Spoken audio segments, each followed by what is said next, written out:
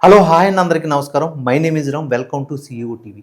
ఈరోజు Jeffrey Epstein files, దీని గురించి నేను కొత్తగా చెప్పవలసిన అవసరం లేదు. ఎందుకంటే ఇది ప్రపంచాన్ని కుదిపేస్తున్న ఒక పెద్ద సెక్స్ ట్రాఫికింగ్ కుంభకోణం. దీని గురించి మన తెలుగులోనే కాదు, యావత్ ఇండియాలో చాలామంది యూట్యూబర్స్ లేకపోతే సోషల్ మీడియాలో వీడియోలు అయితే చేసేసారు. మీకు తెలియకపోతే జస్ట్ దీని గురించి నేను అనుకున్న ఉద్వేగాలు ఏంటనేది చెప్దాం అనుకుంటున్నాను. అయితే ఈ ఎపిస్టైన్ ఫైల్స్ గురించి చెప్పాలంటే, ఈ ఎపిస్టైన్ ఫైల్స్ యొక్క వ్యక్తిగత జీవితం, అంటే ఎపిస్టైన్ అనేవాడు ఎవడు, వాడి యొక్క చరిత్రని తెలుసుకోవాలి. దీని గురించి చాలామంది వాళ్ళ యొక్క స్టైల్‌లో చెప్పారు.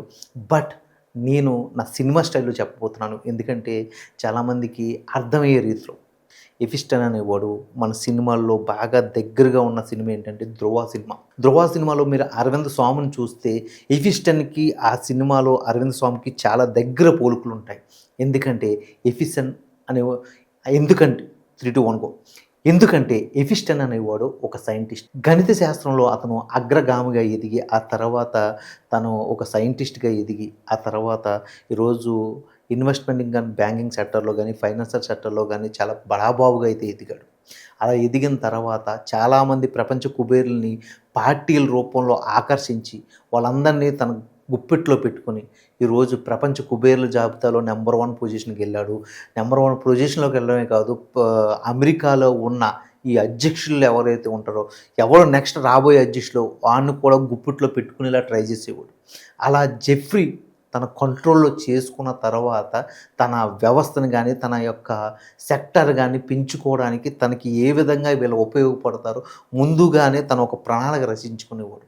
అలా రచించుకున్న క్రమంలో వీళ్ళందరి యొక్క వీక్‌నెస్ ఏదైతే ఉందో ఆ వీక్‌నెస్‌ని అతను యూజ్ చేసుకొని, ఆ వీక్‌నెస్‌ని వాళ్ళకి తీసుకొచ్చి సరఫరా చేసి, ఆ వీక్‌నెస్‌తో తన యొక్క కంపెనీని అయితే పెంపొందించుకున్నాడు. అసలు ఈ వీక్‌నెస్ ఏంటో మీరు తెలుసుకోవాలి. ఈ వీక్‌నెస్ ప్రపంచ కుబేరుల జాబితాలోనే కాదు, మన ఇండియాలోనే కాదు, చాలామందికి ఉన్న ఆ వీక్‌నెస్ ఏంటంటే సెక్స్. ఆ సెక్స్ అనేది ఒక టీనేజ్‌లోనో లేకపోతే యంగ్ ఏజ్‌లో ఉన్న వాళ్ళని కాదు. ఒక మైనర్ గర్ల్స్, అంటే 13 ఇయర్స్ లేకపోతే 10 ఇయర్స్ బిలోలో ఉన్న మైనర్ గర్ల్స్‌తో సెక్స్ చేయడం అనేది వాళ్ళ ఒక పైశాచిక ఆనందం, లేకపోతే వాళ్ళ యొక్క మృగ ఆనందానికి అది ఒక పరాకాష్ఠగా చెప్పాలి. అందులో ఇప్పుడు మనం ఎవరినైతే ఇన్స్పైర్‌గా తీసుకుంటున్నామో, అందులో ప్రతి ఒక్కడో ఉన్నాడని చెప్పడానికి అతిశయోక్తి లేదు. అందులో మనకి స్టీఫెన్ హాకింగ్, అంటే మొత్తం బాడీ అంతా పారాలిసిస్ వచ్చి పడిపోయి ఒక కుర్చీలో కూర్చుని ఈరోజు ప్రపంచాన్ని శాసించే అంత తెలివితేటలు ఉన్న అతను కూడా దీంట్లో ఉన్నాడు. అలాగే ఈ కంప్యూటర్ రంగంలో ప్రపంచానికి కంప్యూటర్స్ అనే దాన్ని ఈజీ చేసి ప్రపంచాన్నిటికి కంప్యూటర్ని అందుబాటులోకి తీసుకొచ్చిన మైక్రోసాఫ్ట్ అధినేత బిల్ గేట్స్ ఉన్నాడు. ఇలా చెప్పుకుంటూ పోతే ప్రపంచ అధ్యక్షుల్లో నంబర్ 1 స్థానంలో ఉన్న చాలామంది అధ్యక్షులు ఉన్నారు. అలాగే బ్రిటన్ సామ్రాజ్యానికి చెందిన యువరాజు, ఓకే, హెన్స్ ఒండ్రే ఉన్నాడు. ఇలా ప్రతి వాళ్ళ గురించి చెప్పుకుంటూ పోతే ఇంకిది ఆగదు. ప్రతి వాడి పేరు దీంట్లో ఉంది. ఓకే. వీళ్ళందరూ ఒక మనకి ఇన్స్పిరేషన్ చేసే క్యాండిడేట్లు.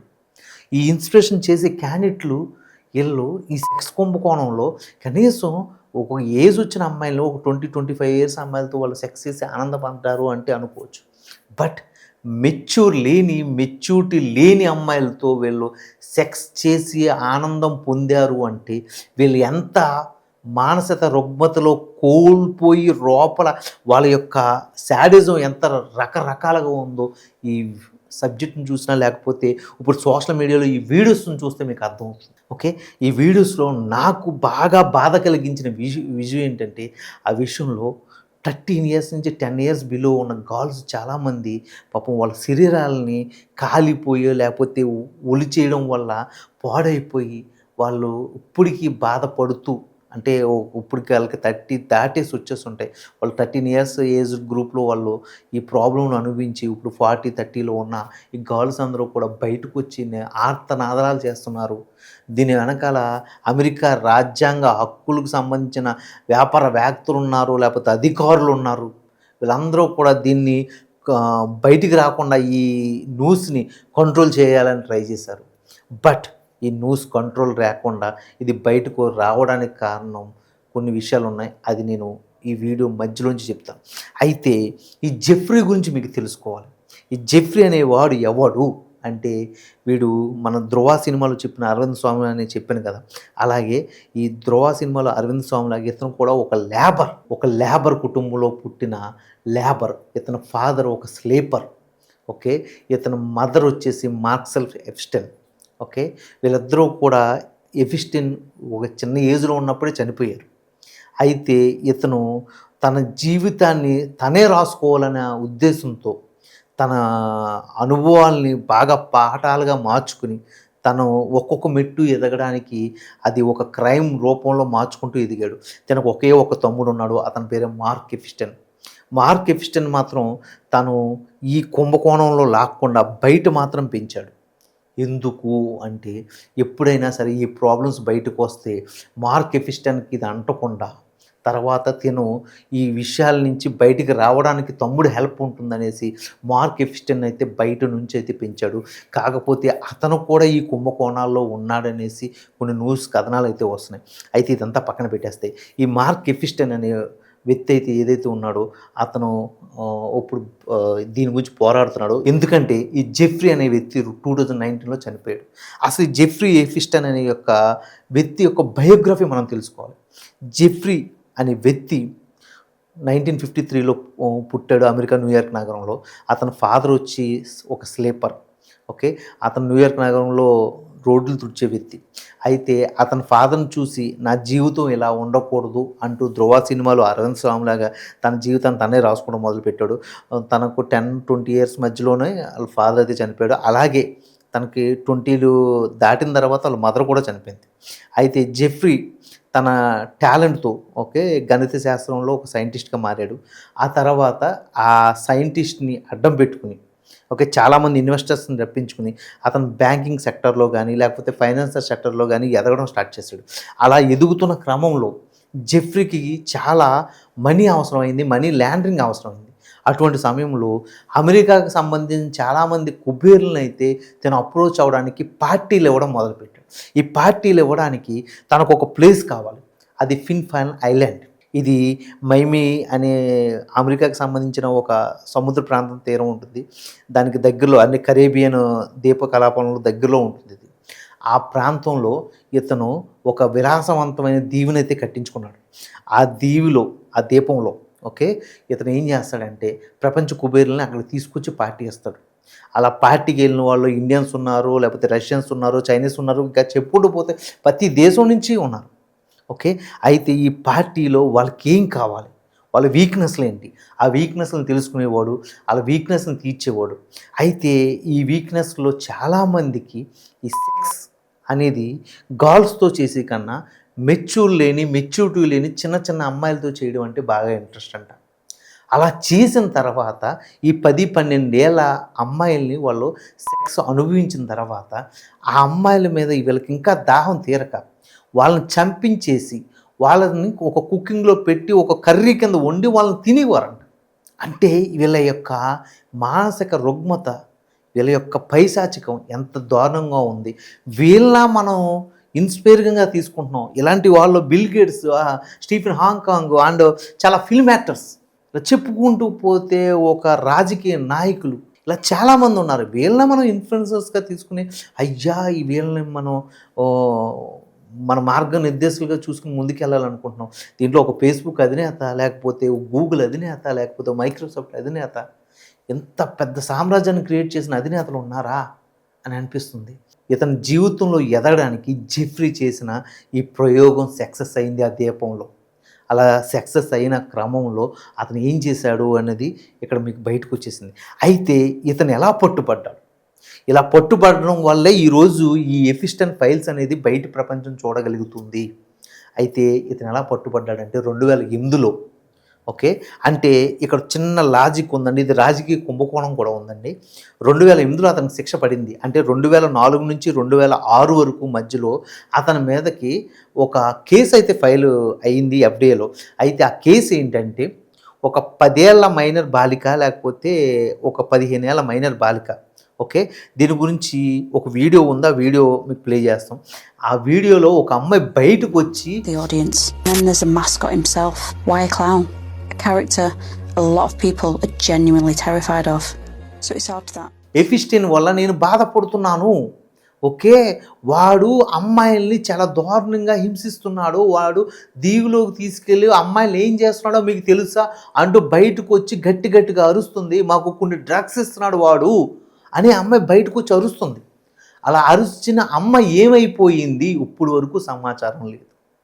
దాని మీద కనీసం కేసులు కూడా ఫైనల్ చేసి చెప్పలేకపోయింది అమెరికా. అంటే అంత పెద్ద అగ్రరాజ్యంలో ఉన్న అమెరికా అది కనీసం ఆ ఫైల్స్ని చెప్పలేకపోయింది అంటే మీకు అర్థమై ఉండాలి దీని వెనకాల ఎంత పెద్ద రాజకీయ కుట్ర ఉందని. అయితే ఈ 2005 నుంచి 2006 మధ్యలో అతని మీద కేసులు అయితే బుక్ అయినాయి. ఎందుకు ఈ మాట అంటున్నానంటే 2005 నుంచి 2006 మధ్యలో అక్కడున్న అధ్యక్షుడు ఎవడంటే జార్జ్ బుష్. 2001 నుంచి 2008 వరకు మధ్యలో ఉన్న రిపబ్లిక్ పార్టీ అధ్యక్షులు జార్జ్ బుష్ అక్కడ ఉండడం వల్ల అతని మీద అయితే ఫస్ట్ టైం కేసు బుక్ అయింది. ఆ కేసు కోర్టులో అయితే నిర్ధారణ అయింది.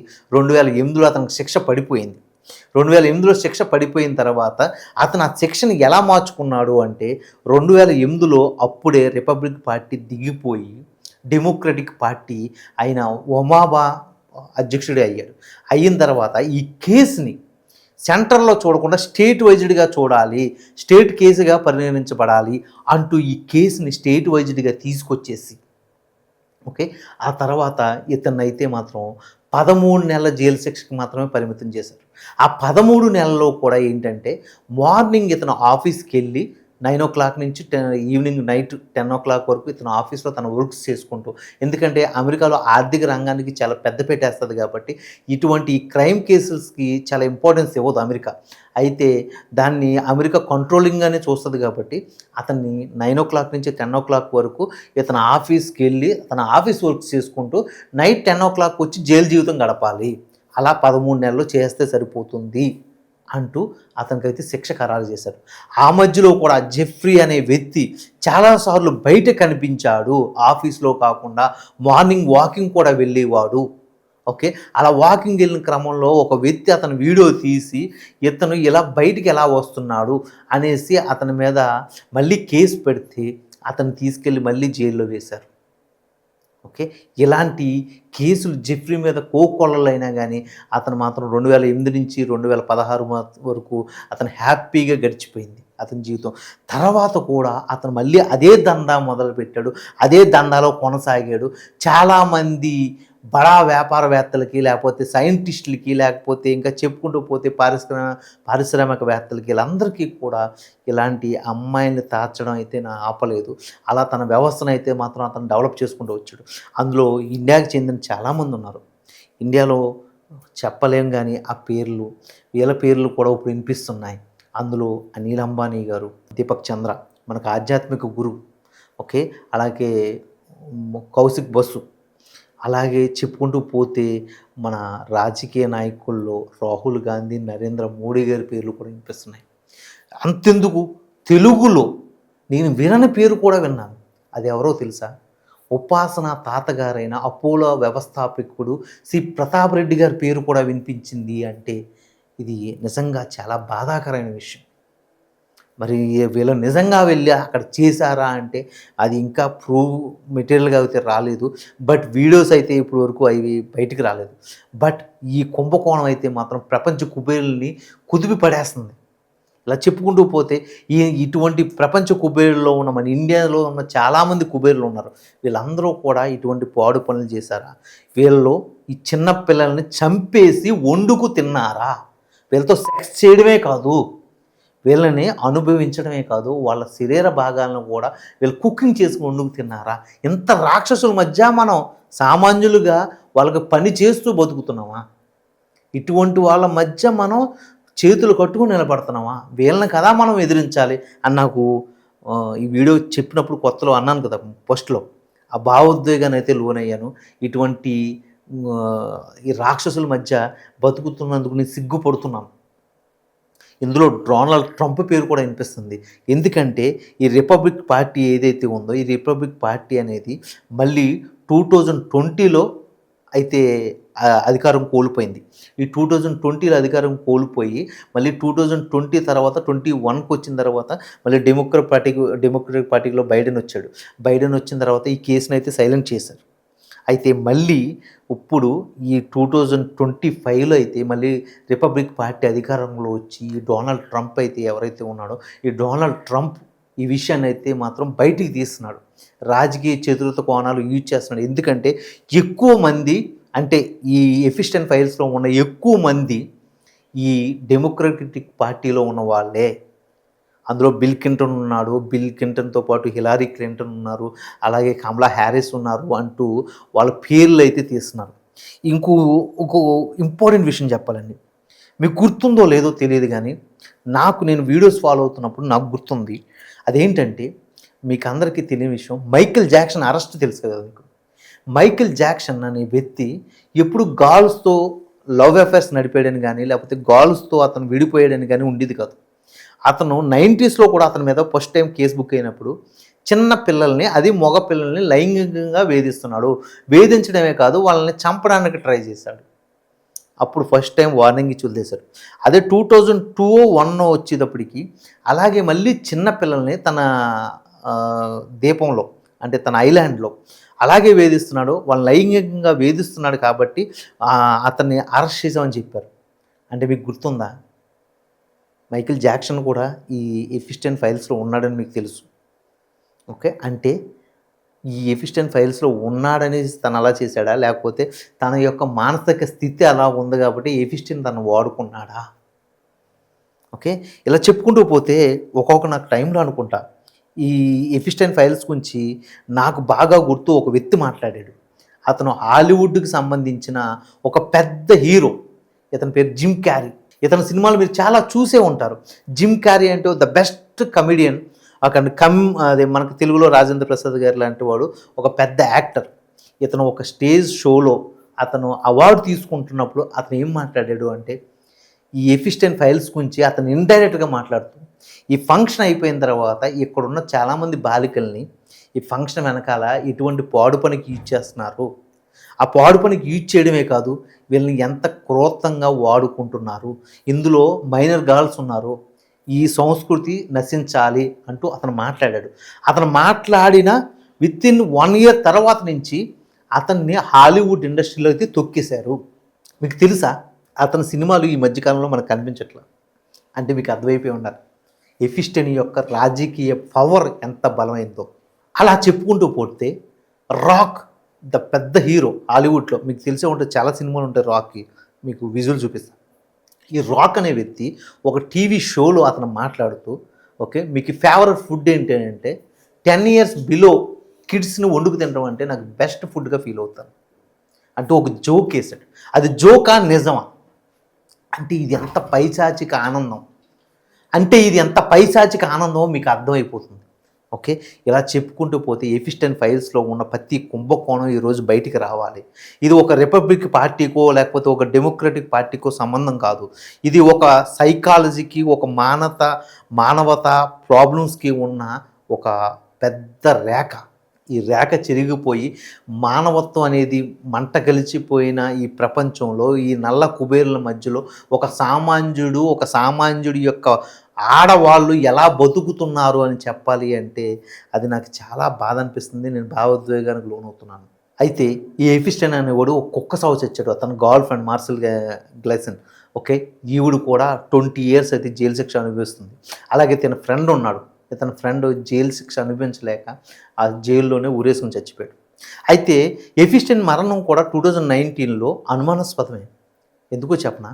ఎందుకంటే అతను ఒకవేళ విషయం బయటికి చెబితే చాలామంది యొక్క వ్యక్తిగత జీవితాలు బయటకు వస్తాయనేసి ఎఫిస్టెంట్ని చంపేశారనేసి మార్క్ ఎఫిస్టెంట్ అంటే అతని తమ్ముడు అయితే మాత్రం దీని గురించి ఇప్పటికీ ఫైట్ చేస్తున్నాడు. మా అన్నయ్య యొక్క మరణం నేను అతను ఆత్మహత్య అని అనుకోవట్లేదు, ఇది ఖచ్చితంగా హత్య అనేసి అతను మాట్లాడుతున్నాడు.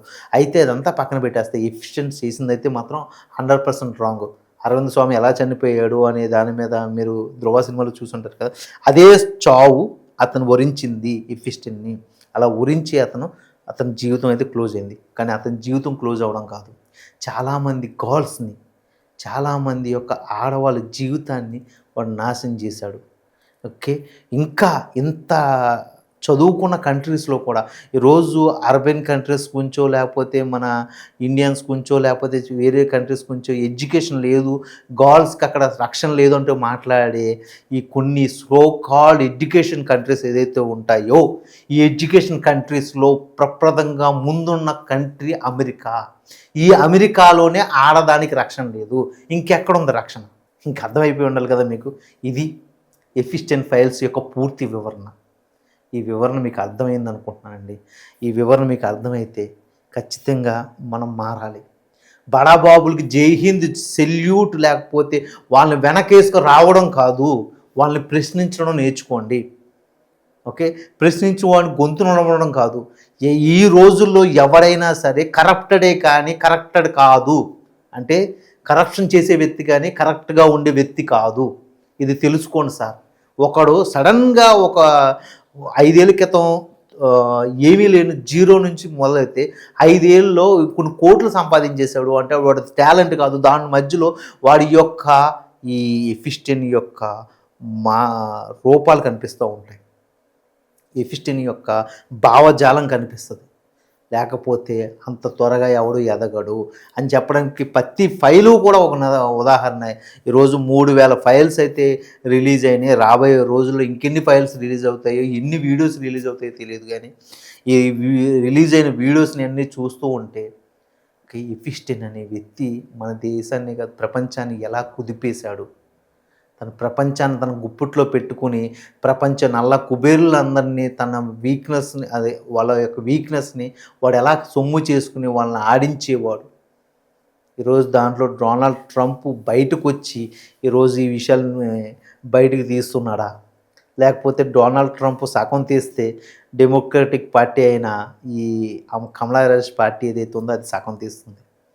ఎవరు ఏదైనా ఎలా తీసినా కూడా దీంట్లో చాలామంది నల్ల కుబేర్ల యొక్క ఒక జంతు పరాకాష్ఠ యొక్క మానవ మృగశీలి అంటారు కదా, అది పదాలు నేను ఎలా పలకాలో నాకు అర్థం కావట్లేదు. వాళ్ళ యొక్క మృగం అయితే బయటికి కనిపిస్తుంది. ఆడవాళ్ళని చూస్తే వాళ్ళ యొక్క ఆవేశం ఏదైతే ఉందో అది ఎంత కసిగా ఉంటుందో, ఆడవాళ్ళు ఈ మానవ మృగాలకి ఈ మొగ జాతికి ఎలాగా బలైపోతున్నారో ఈ ఎఫిస్టెంట్ ఫైల్స్లో అయితే మీకు కనిపిస్తుంది. ఇది ఈ వీడియో యొక్క పూర్తి వివరణ అండి. ఈ వీడియో ఇప్పుడు దాకా మీరు చూసి ఉంటుంటే ఖచ్చితంగా మీకు నచ్చిందని నేను అనుకుంటున్నానండి. మీకు నచ్చినట్లయితే ప్లీజ్ ఫస్ట్ మీరు సబ్స్క్రైబ్ చేసుకోండి, మీ ఫ్రెండ్స్కి ఫార్వర్డ్ చేయండి. మీకు అర్థమైందని చెప్పానని నేను అనుకుంటున్నాను. నా వివరణ కనుక మీకు అర్థమై ఉంటే ఖచ్చితంగా మీరు కామెంట్ రూపంలో నన్ను ఏదైనా మీరు చెప్పాలనుకుంటే అది చెప్పండి. ఓకే, అలాగే మీ ఫ్రెండ్స్కి ఫార్వర్డ్ చేయండి. అప్పటి వరకు సైన్ అవుట్ మీరు రామ్.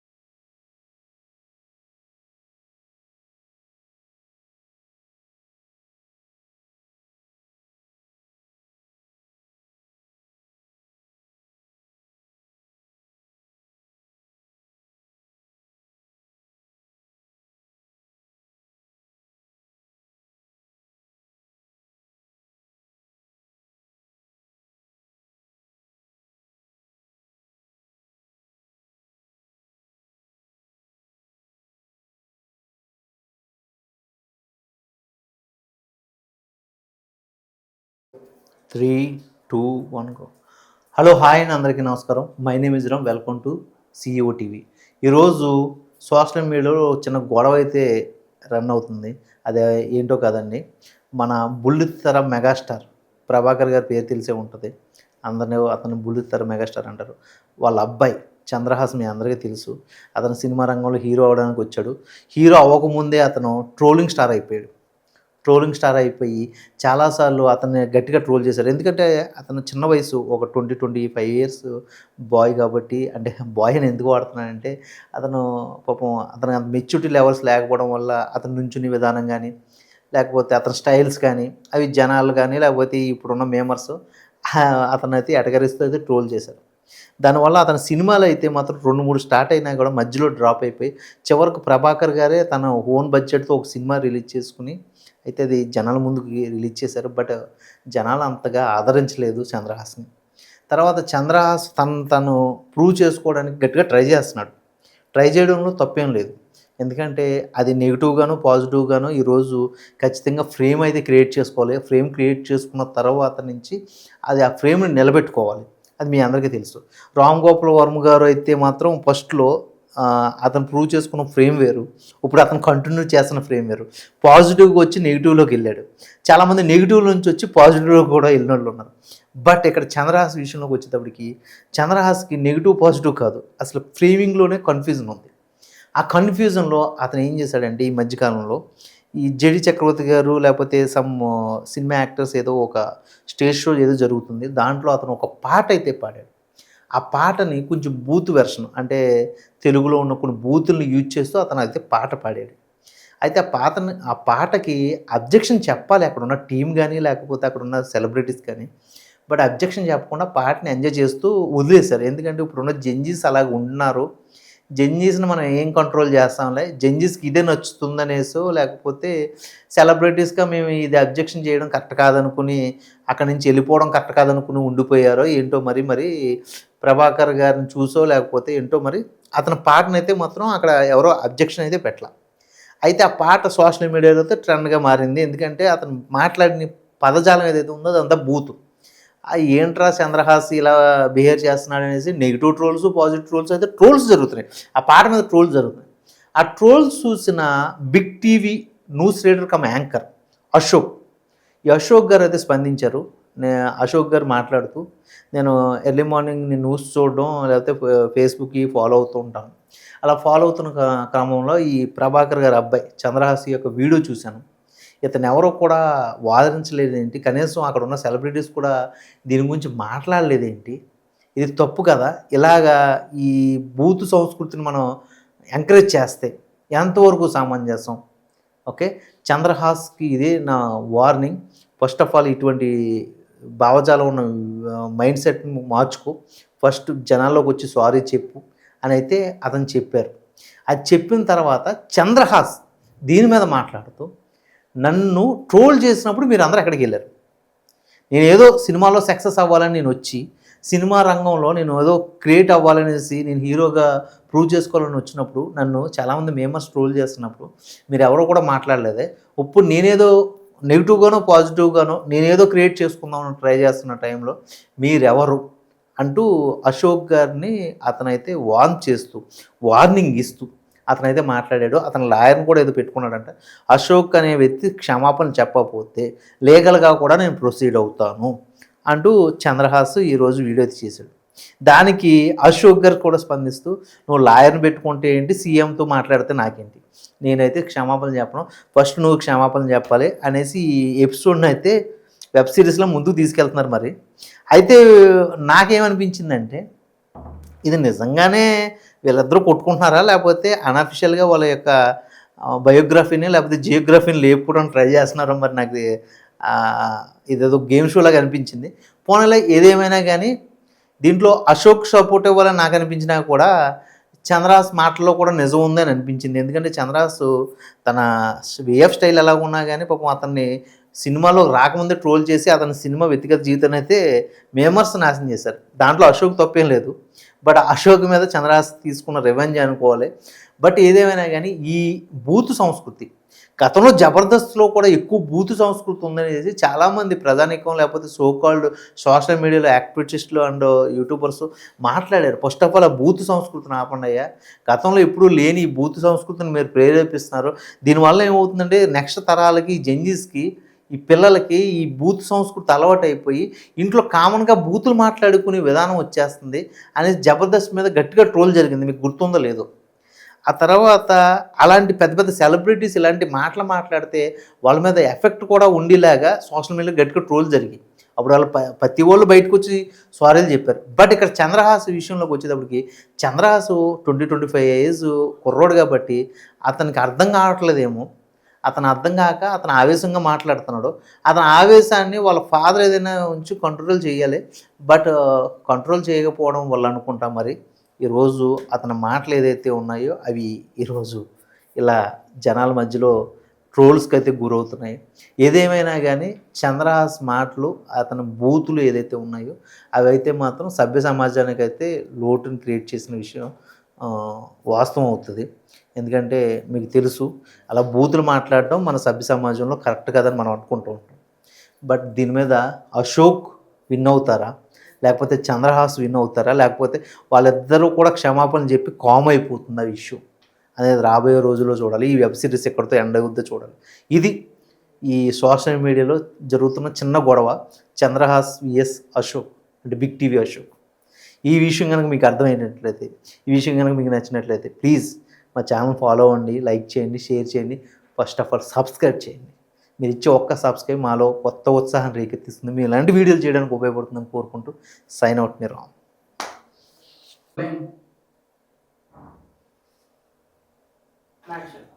హలో హాయ్ అండి, అందరికీ నమస్కారం. My name is Ram. Welcome to CEO TV. ఈరోజు జెఫ్రీ ఎఫిస్టన్ ఫైల్స్ ఇది ప్రపంచవ్యాప్తంగా ఉలిక్కి పడేలా చేస్తున్న విషయం. ఇది అమెరికాలో ఒక సెక్స్ ట్రాఫికింగ్ కుంభకోణం. ఈ సెక్స్ ట్రాఫికింగ్ కుంభకోణం గురించి నేను స్పెషల్గా ఏం చెప్పాల్సిన అవసరం లేదు. ఎందుకంటే దీని గురించి మన యూట్యూబర్స్ చాలా వీడియోలు అయితే చేసేసారు. మీకు దీని గురించి తెలియకపోతే ఒక చిన్న ఎగ్జాంపుల్గా చెప్తాను. జెఫ్రీ ఎఫిస్టన్ అన్న వ్యక్తి ఒక సైంటిస్ట్ కమ్ ఒక ఇన్వెస్టర్, అంటే బ్యాంకింగ్ సెక్టర్లో కానీ ఫైనాన్స్ సెక్టర్లో కానీ అతను ఒక బడా ఇన్వెస్టర్, అంటే ఒక బడా వ్యక్తి అంటారు కదా మన ఈ తెలుగు భాషలో. అలాగా ఒక ప్రపంచ కుబేరులో ఒక కుబేరుడు. ఈ కుబేరుడైన ఈ జెఫ్రీ ఎఫిస్టన్ ఏం చేశాడంటే తన యొక్క ఉనికిని లేకపోతే తన యొక్క బిజినెస్ని పెంచుకోవడానికి చాలామంది మైనర్ బాలికలను, అంటే తెలుగులో చెప్తున్నానండి మీకు అర్థమయ్యే లాంగ్వేజ్లో చెప్పాలనేసి, చాలామంది మైనర్ గర్ల్స్ని అతను తన బిజినెస్ పరంగా చాలామంది వ్యాపారవేత్తలకి లేకపోతే ప్రపంచ కుబేర్ల పక్కలో పడుకోబెట్టాడు. Is a democratic dacoit and broker. Okay, ఇతను చేసిన పనికి చాలామంది అమ్మాయిలు ఈరోజు బయటకు వచ్చి ఆ రోజుల్లో బయటకు రాలేక సతమతం అవుతూ వాళ్ళ ఫ్యామిలీస్కి చెప్పుకోలేక లోపల ఉండిపోయిన అమ్మాయిలు ఈరోజు 40-60 దాటిన తర్వాత ఈరోజు జెఫ్రీ ఎఫిస్టన్ తన రాజకీయ జీవితంతో పాటు ఆడు కూడా చావడం వల్ల ఈరోజు వాళ్ళందరూ బయటకు వచ్చి ఫ్లాగ్ కార్డ్స్ పట్టుకుని నేను ఒకప్పుడు తను ఒకప్పుడు నేను అంటే ఫ్లాగ్ కార్డ్స్ పట్టుకుని జెఫ్రీ ఫైల్స్లో నేను ఒక దాన్ని, నేను ఇలా అయిపోవడానికి జెఫ్రీ కారణం అంటూ అయితే చెప్తున్నారు. ఇది చెప్పడానికి ఏంటంటే వీళ్ళు చాలామంది అమ్మాయిల్ని 13 years బిలో అమ్మాయిల్ని, అంటే మెచ్యూరిటీ అవ్వని అమ్మాయిలను కూడా వాడు ప్రపంచ కుబేరుల పక్కలో పడుకోబెట్టాడు. అంటే అది ఎంత నీచమైన పని అంటే ఆ పనికి వాడు చావు సరైన పరిష్కారం కాదండి. వాడు చావు ఉండకూడదు. వాడు బతుకుండగా వాడు చావుని రోజు గంటకి చూపించాలి. అయితే ఇక్కడ ఇంకో విషయం చెప్పాలండి. నాకు అత్యంత బాధాకరం అనిపించిన విషయం ఏంటంటే మెచ్యూరిటీ లేని గర్ల్స్, మెచ్యూర్ అవ్వని గర్ల్స్ ఎవరైతే ఉన్నారో వీళ్ళందరినీ కూడా ఈ ప్రపంచ నల్ల కుబేర్ల జాబితాలో ఉన్న ఈ ప్రపంచవ్యాప్త కుబేర్లందరూ కూడా అనుభవించడమే కాదండి, వాళ్ళ యొక్క శరీర సౌందర్యాలని వాళ్ళు ఆస్వాదించడమే కాదు, వాళ్ళని చంపేసి వాళ్ళని కుకింగ్ చేసుకుని తిన్నారు. అంటే ఇది ఎంతవరకు సమంజసం? ఇది ఇంత నీచాతి ఈ దుష్ట చర్య ఏదైతే ఉందో ఇది చెప్పడానికి చాలా నాకే ఒక బాధాకరంగా అనిపిస్తుందంటే, ఇది ఈరోజు ఆ వీడియోస్ అన్నీ బయటకు వచ్చి దాని గురించి మాట్లాడుతూ ఉంటే నేను అది తట్టుకోలేకపోతున్నాను. కట్.